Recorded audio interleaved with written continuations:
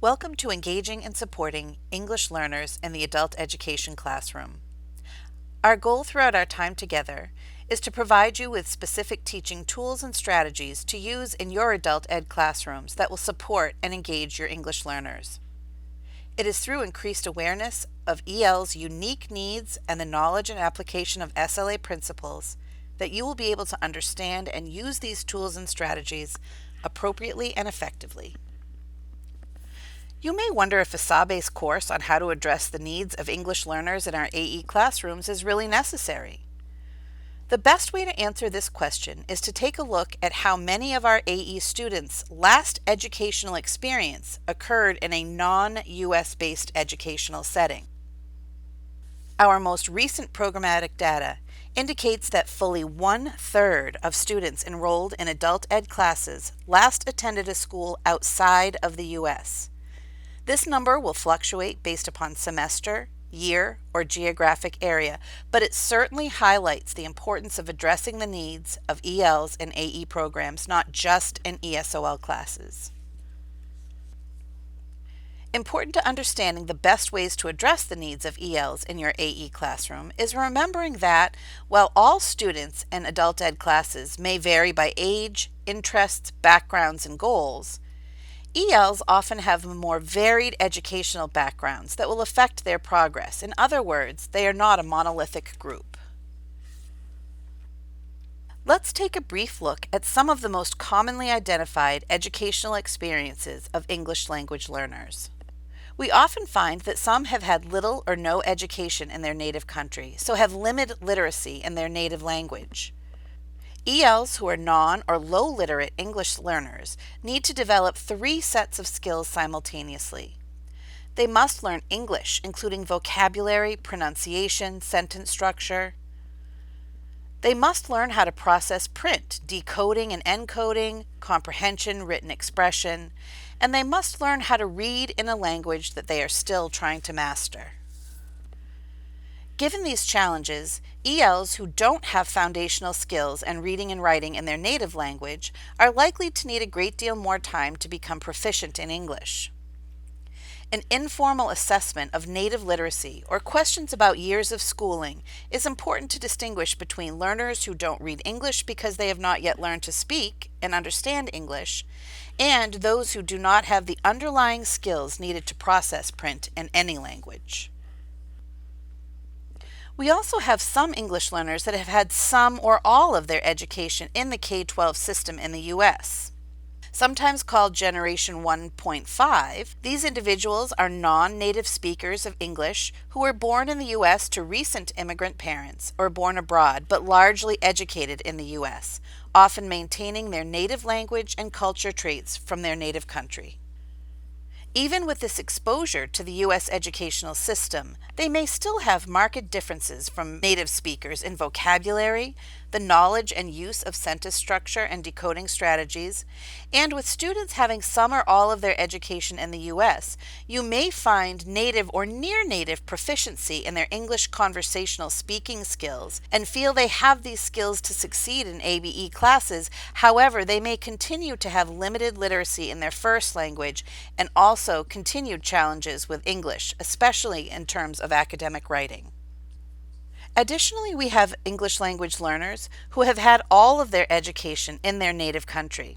ELs are able to not only transfer basic literacy skills from native language to English, but are also able to take advantage of background knowledge that they have developed as part of their education. Background knowledge that serves them well in reading comprehension and more academic forms of writing. Newcomers to the U.S. still need to develop sociocultural skills and strategies, skills associated with learning what is appropriate to say and do in various circumstances. Finally, some come to AE classes having completed adult ESOL classes in the U.S. Students who have attended ESOL classes in the U.S. may have familiarity with adult education programs, but not be familiar with being in classes with native speakers and with different teaching approaches and curriculum used in AE classes. ELs need multiple opportunities to hear and speak English and a chance to acquire the vocabulary and structure of English while they are also learning to read and write in English. There's a lot to take in on this image, so let's walk through this together. The ultimate goal for both ABE and ESOL classes is the same. However, the content and teaching methodology are somewhat different. The majority of students in ABE classes are native speakers, and in ESOL classes, they are immigrants or refugees.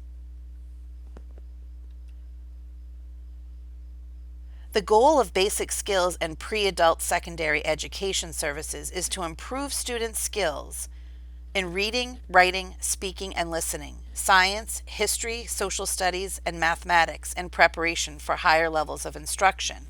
Adult secondary education classes focus more on academic rigor and accuracy needed to pass the HiSET or GED and to successfully transition into and succeed in post-secondary education, training, and employment.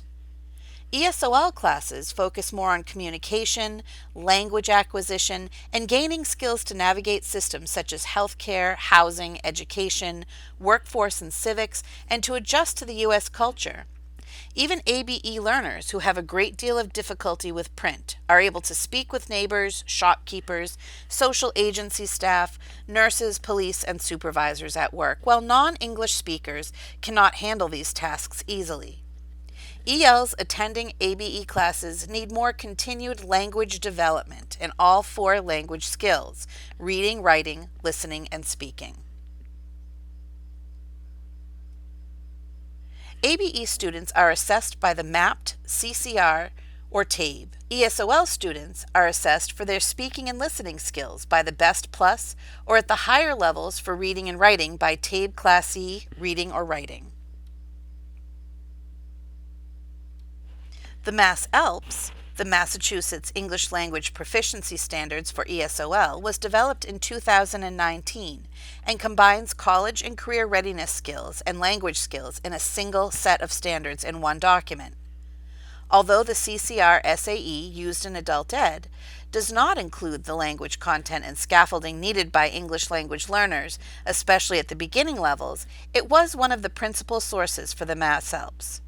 The MASS-ELPS includes the 3 instructional shifts found in the CCR SAE, including complexity, evidence, and knowledge. AE learners who face literacy challenges are generally familiar with the letters of the alphabet and have a store of sight words that they recognize. Students who speak the Romance languages, Spanish, French, Portuguese, Romanian, and Italian, will find English easier than speakers of other languages because of the large number of cognates, words that share a similar meaning or spelling. For example, important in English and importante in Spanish, and similar sounds and alphabets. This is often not the case for EL learners whose home languages use different writing systems. If they come from a logographic system that uses characters such as Chinese, they may need to become familiar with the whole notion of the alphabet. ELs who speak a language that use a non-Roman alphabet, for example, Russian or Khmer, must grapple not only with the sounds of English, but also become familiar with the very shape of letters used in English.